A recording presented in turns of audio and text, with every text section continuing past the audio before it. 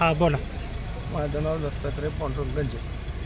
मी 1914 पासून लेखी अर्ज देत होतो, तरी पण मला कुठलाही न्याय मिळाला नाही.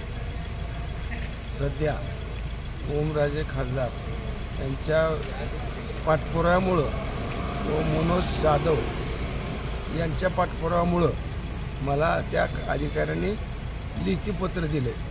मला आधार मिळाला त्यांच्यासाठी. काय प्रकरण होतं नेमकं?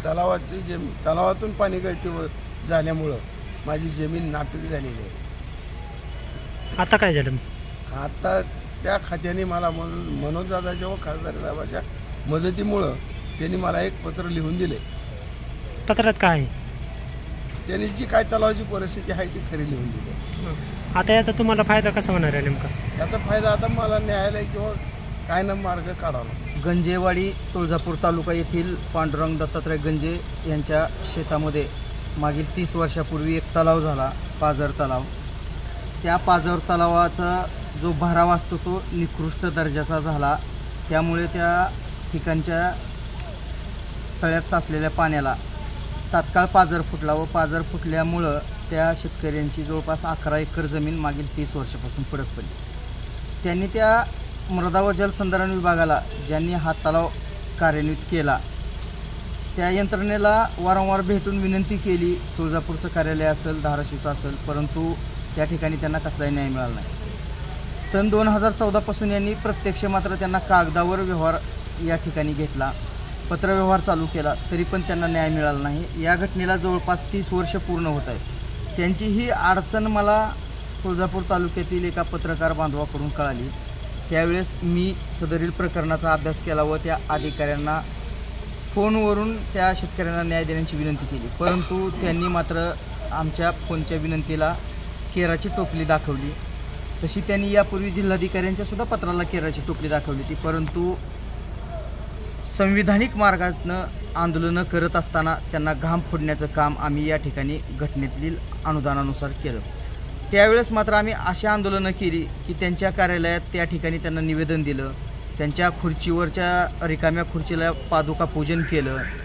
तसंच परत पुन्हा त्यांना पवित्र देशी गाईचं व गोमूत्राचं सेन भेट देऊन पवित्र करण्याचा प्रयत्न केला.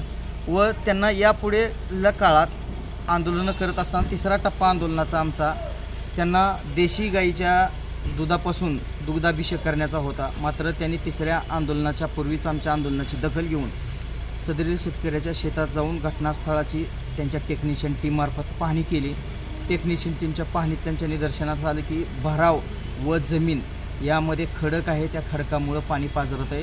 आणि त्या ठिकाणी त्यांनी तसं तांत्रिक निकषानुसार खडकामध्ये विहित खोलीपर्यंत खोदकाम झाले नसल्याने तलावाच्या पायातून मोठ्या प्रमाणात गळती होत असल्याचं आम्हाला रीतसर लेखी पत्र दिलं.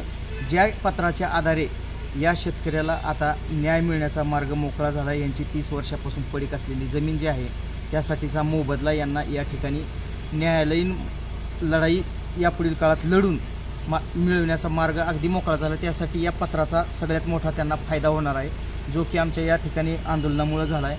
आपण या ठिकाणी हे पत्र बघू शकताय. या ठिकाणी त्यांनी दिलेलं आहे स्पष्ट जिल्हा मृदा संधारण अधिकाऱ्यांनी की बाबा तांत्रिक निकषामुळं कसा तलाव चुकीच्या पद्धतीचा भराव झाला होता. आणि हे सगळ्यात महत्त्वाचं आमच्या या आंदोलनाला यश म्हणावं लागेल.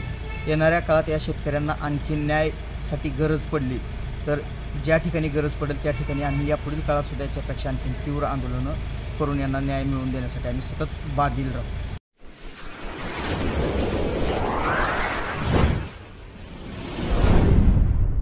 वीर महाराष्ट्र न्यूज चॅनलला लाईक आणि सबस्क्राईब करा. धन्यवाद.